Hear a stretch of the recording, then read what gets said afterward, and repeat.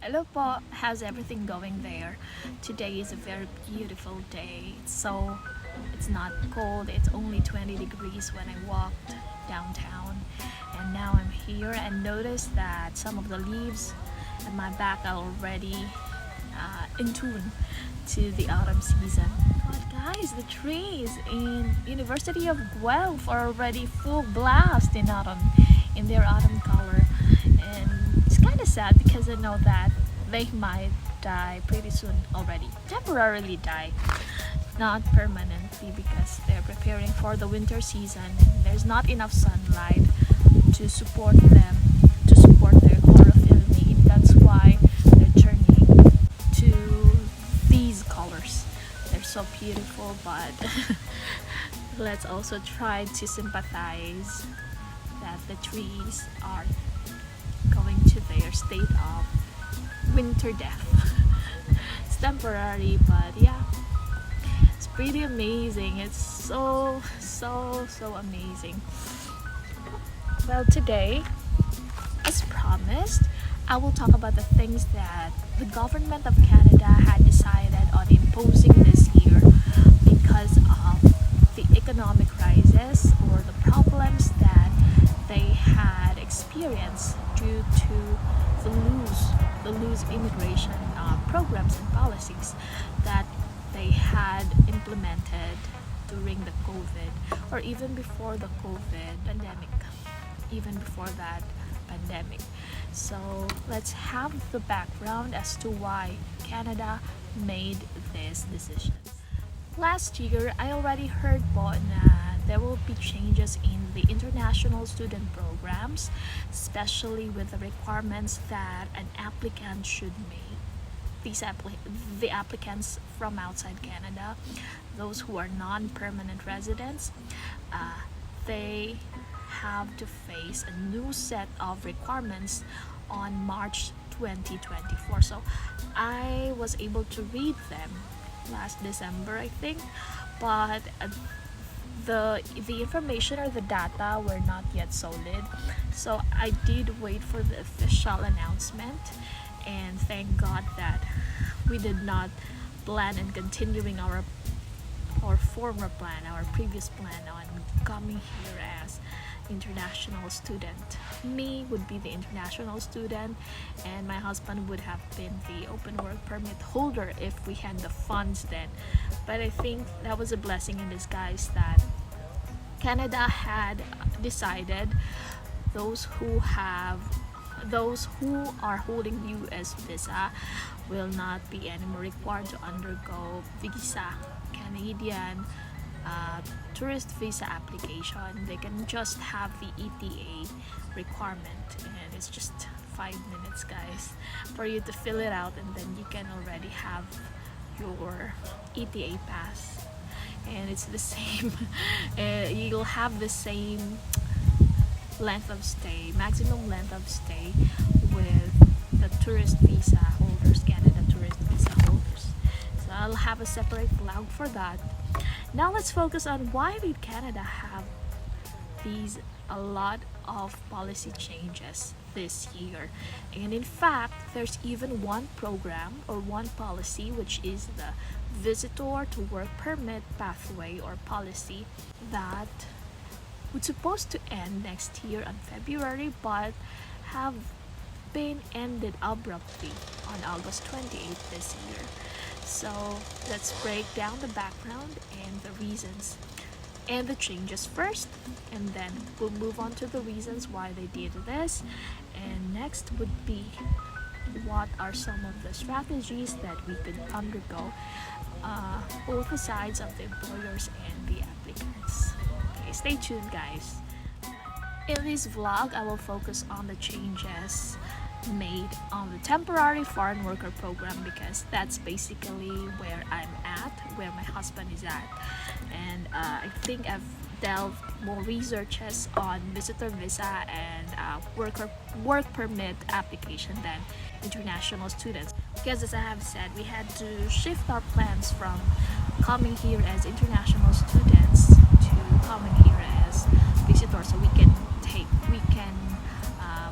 because we would have taken the visitor to work permit temporary policy. Okay, so last September, Canada has made some announcements on more changes in terms of international student programs. More changes on that because March pa po nag-announce sila na officially nag-impose ng changes sa student program. And noong September 18, they already decided that there would be more changes on the side of the temporary foreign workers. And these changes ay nagbulabog po talaga sa lahat ng mga visitors na may pakay na maghanap ng work dito sa Canada. We can blame everyone who came here having this mindset of looking for jobs, LMIA or LMIA exempt jobs that would let them work legally in this country, because Canada has loosened their immigration policy. So syempre, sino ba namang hindi pupunta dito? If you have relatives here, if you have enough money, then sino ba naman yung hindi magta-try if you really want to, if you really want to become permanent residents here or permanently settle down in Canada, that would have been a big opportunity or a big chance for those who do not have enough fund to become students, right?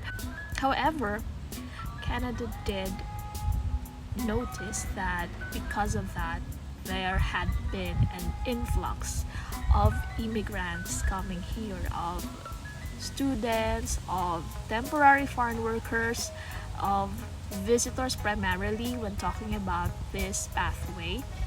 And in fact, when they have checked their statistics, then there had only been 1.3 million of temporary residents in Canada. That's 2022.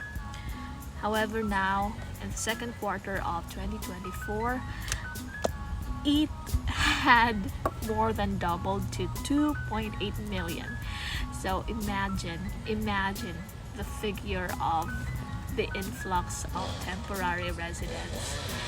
And sadly, there were a lot of reported incidents of violation and exploitation on the side of both the employers and the visitors, or the temporary foreign workers or the temporary residents.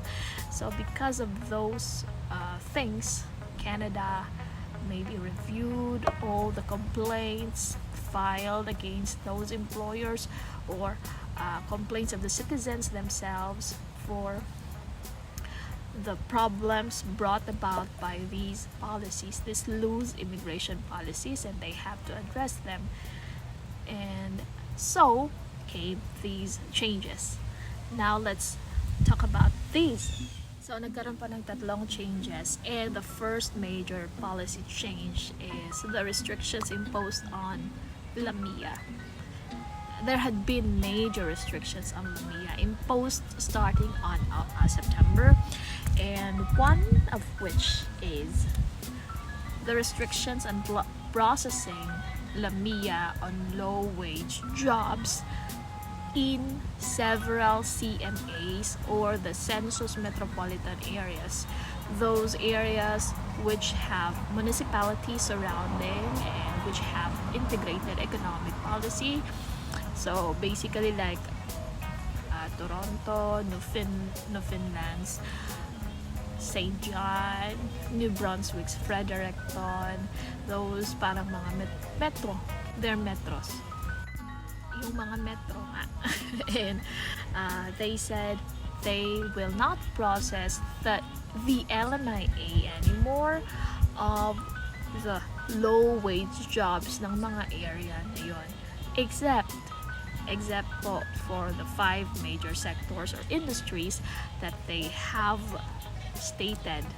The first industry na hindi kasali sa LMIA restriction na yun ay agriculture, and then next is the food processing, and the next is yung education, construction, and healthcare.